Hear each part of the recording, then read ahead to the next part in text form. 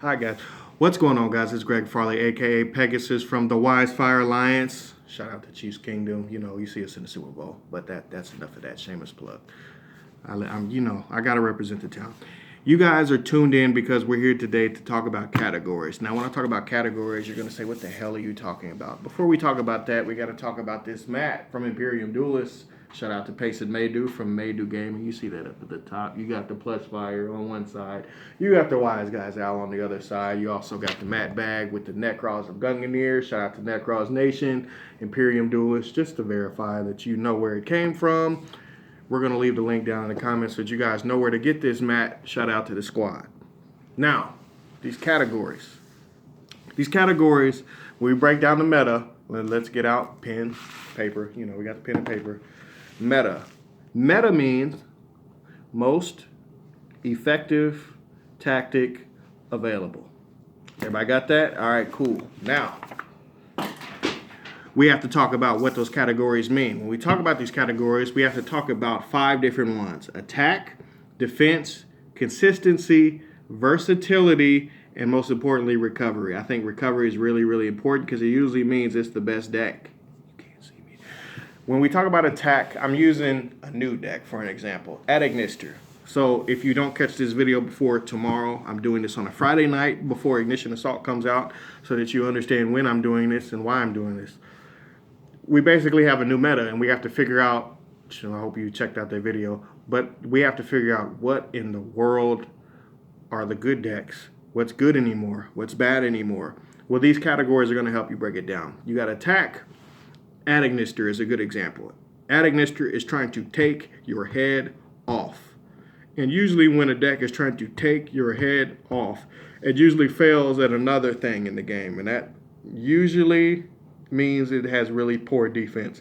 Ignister only has like the firewall dark fluid thing. Okay, that's not scary to sit on one negate. One Appaloosa by itself on the board by itself, is that good? Is firewall dark fluid by himself that good on the board by himself?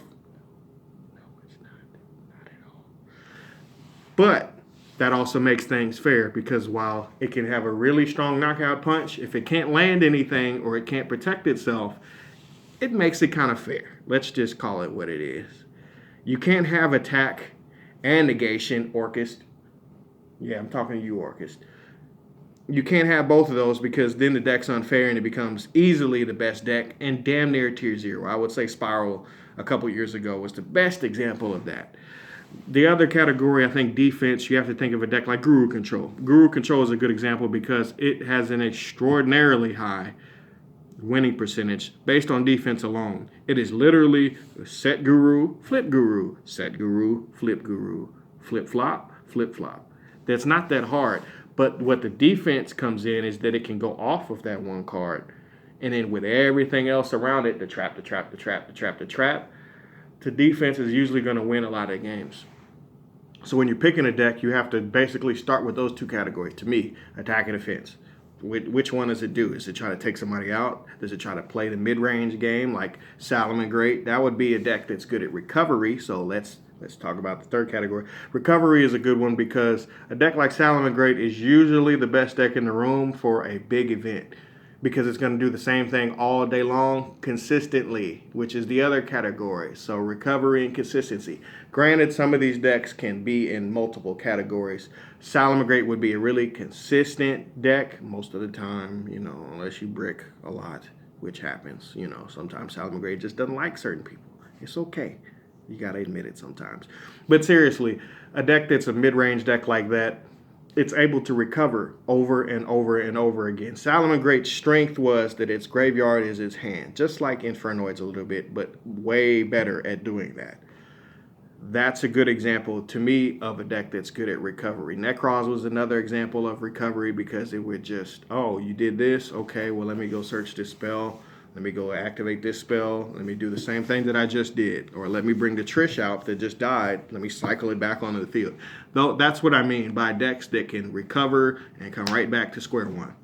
When those type of decks are really good in the meta, it usually is good for everyone else because there's an ability to take the deck out. You know, you can take a deck out that leans on recovery. That's why nobody's really ever had a sincere problem with Silent Grade. Yes, it's boring to see the same thing over and over again. Yes, it's annoying when it's counter trap, set artifact second. Yes, that's annoying. But there's a way to counter that. Sometimes you catch him with a Danko. Sometimes you catch him with a Nibiru. You caught him. You can catch a deck like that. I really don't really have a problem with Salamangreat. So, that's just my opinion.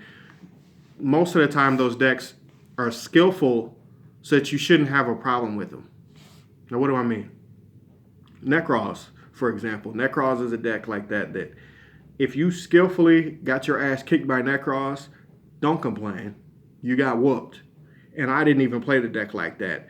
But it was usually somebody really good to beat me with it, and it was fun. That's all you can really ask for in Yu-Gi-Oh! You're not going to win every game, but at least the game could be fun, and at least you don't get locked out of being able to play completely. Spiral. Orchest. That's what I mean. As decks that don't even let you play. You don't want that. Versatility. That's the last one. Versatility is a deck like DDD. That's probably the number one example that I can come up with off the top of my head very quickly. DDDs, because it's versatility. When I mean versatility, to me, in my mind, it means a deck that I start off on path A. You block A, so I have to go to B. Then B, I adjust. Then you stop me at C. When I get to C, I have to adjust and go back to B. Like, it can literally slide in and out of the way. There's also cards like Kali Yuga, like Hope Harbinger for the Exceed plays in that deck. There's other stuff like Siegfried. Do I need to make a Crystal Wing for your monster effects? Is Crystal Wing going to be totally irrelevant because you're playing the back row deck? That's what I mean by a deck that can adjust to it all. And if you're playing a back row deck, it can go, okay, I'll make Kali Yuga. If I know that you're playing Altergeist, I'm going to make Kali Yuga. And hope you don't catch me with something like Faker Impermanent. Like that's just rude. Let's just be honest, that's rude. Now, when we break down those 5, we have to understand all 5 of those categories when picking a deck.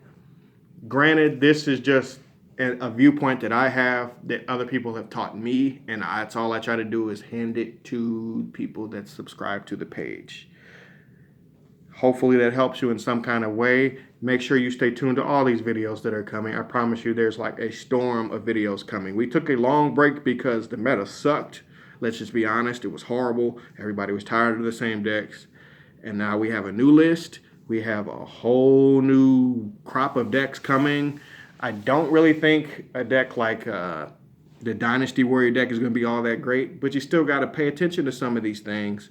And when you have new decks getting new cards helping mediocre decks get better, Marincess would be a good example. You got to pay attention to them. So make sure you tune in. Appreciate you guys for tuning in. I'm signing out. YG baby.